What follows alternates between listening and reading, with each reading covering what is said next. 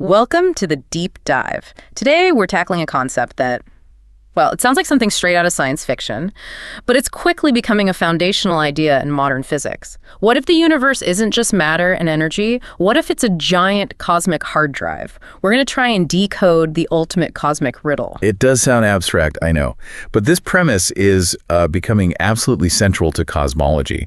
The cutting edge of research really suggests that information is a fundamental property of the universe, right up there with mass and energy. Wow. And the implication is profound. It means the entire cosmos could, in theory, be described and understood as just a system processing information. Okay, let's unpack this then. Our mission for this deep dive is to trace that journey, how the language invented for phone calls, for telecommunications, ended up becoming the language of reality itself. From Bell Labs to black holes. Exactly. So to start this journey, we have to go back to the 1940s at Bell Labs, with a man named Claude Shannon, who's often called the father of information theory. Right. His paper, A Mathematical Theory of Communication, basically laid out the blueprint for all digital communication we use today. He established the fundamental unit, the bit. A bit, which is just a binary digit, right? A choice between two things. Just two possibilities, yes or no, on or off. But what's really crucial here is that Shannon also gave us a mathematical way to measure the content of information, a concept he called entropy. And that idea of entropy, that measure, it was originally just for figuring out how much data you could reliably squeeze through a noisy phone line. Exactly. It's a way of quantifying the uncertainty, or maybe the surprise, in a message. But this is where the theory takes this huge leap from, engineering into reality itself. It is. The connection that really cemented it was the Landauer principle.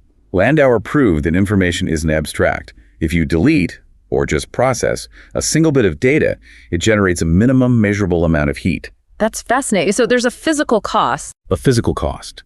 It links information processing directly to thermodynamics, to physical laws. So information isn't just a mathematical idea, it's a thermodynamic reality. And that changes how you have to view everything, from computers to the cosmos. So we're not just talking about abstract math anymore. Not at all. This new lens lets us see DNA as, incredibly complex information storage. And it forces us to apply principles like conservation to information itself. Think about the no-cloning theorem in quantum mechanics. Ah, right. Which says you can't make a perfect copy of an unknown quantum state. Precisely. You can't just duplicate quantum information.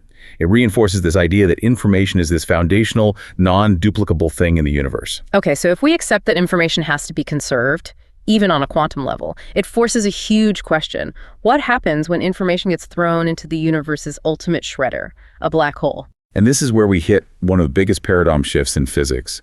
It was Jacob Bekenstein who proposed something truly radical. He said black holes have entropy, and that their entropy is proportional to the area of their event horizon. Which was controversial, I imagine. Hugely, because it implied black holes were thermodynamic objects, that they didn't just destroy information, which is what everyone thought. But the really mind-bending thing for you, the listener, has to be this. The information, the entropy, it's related to its two-dimensional surface area, not its three-dimensional volume. Why the area? That seems completely wrong. It's completely counterintuitive.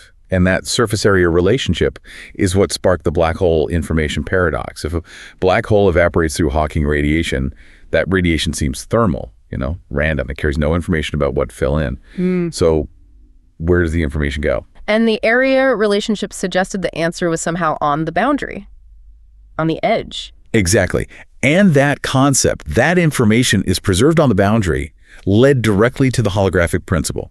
Gerard Hooft proposed it, and then Leonard Susskind and Juan Maldacena really developed it into this mind-bending idea about our reality. Which is? That our perceived three-dimensional reality might actually be a projection of information that's encoded on a distant two-dimensional boundary surface. Like a cosmic hologram. That's the analogy. The entire volume of space we see and experience is fully described by data living on its boundary. I understand the math is compelling, but for the average person saying our 3D reality is a 2D projection, that's a massive philosophical leap. How do physicists even begin to reconcile that with our daily, very 3D experience? Well, the strongest mathematical evidence we have comes from string theory. It's a discovery called the add-SCFT correspondence. Think of it like a dictionary. It's a mathematical proof that what happens inside a certain volume of space, a space that includes gravity, can be perfectly described by what happens on its two-dimensional boundary, a boundary that doesn't include gravity. This duality is the strongest clue we have that reality could be fundamentally holographic. Incredible. So we've gone from information being a thing in the universe to being stored on the edge of the cosmos. But what if it's not just contained by reality? What if it is reality? And that's where we turn to John Archibald Wheeler and his famous phrase, "it from bit." Wheeler's idea was just so challenging. He suggested that every physical entity, every it, derives its existence from fundamental units of information, the bit. He was telling physicists to stop seeing the universe as made of particles and start seeing it as made of information arising from a giant network of yes or no questions. This view just pushes information to the front of the line. It becomes the most fundamental thing. And you can see how powerful information is when you look at the machinery of reality itself, quantum mechanics. Exactly. I mean, the key informational states there are entanglement and superposition. Entanglement, the spooky action at a distance. The ultimate informational link. Two particles are so connected that the state of one instantly influences the other, no matter how far apart they are. The information is shared outside of space. And superposition. Where a particle exists in multiple states at once. You can think of that as just an expression of high informational complexity. All possibilities are held open until a measurement happens. So these states, which are the foundation of quantum computing? They might be more than that. According to this view, they might be the literal building blocks of reality itself. Which raises this really radical question, doesn't it? If we accept this framework, could the laws of physics themselves just be algorithms? Are they computational rules processing information in some vast cosmic computer? That is precisely the view in a field called digital physics. Some researchers are exploring the idea that space-time itself might be emergent, that it arises from the pattern of entanglement between these tiny quantum units of information. So the structure of the universe isn't a fixed stage, it's more like a dynamic computational network. That's the idea. And if you connect that to the big picture, to cosmic history, it starts to make a strange kind of sense. Since the Big Bang, what have we seen?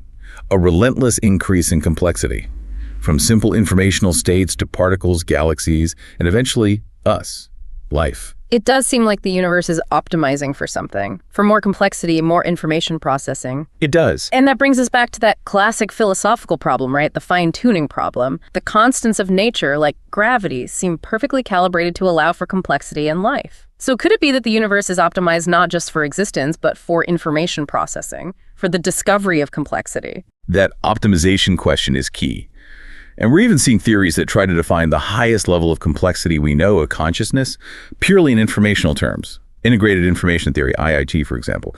It suggests consciousness is an emergent property. It arises when you have highly complex, integrated information flow, like in our brains. Yeah. It argues that the structure of the information is what matters. It's an information structure that becomes self-aware. So after all this, what does it all mean?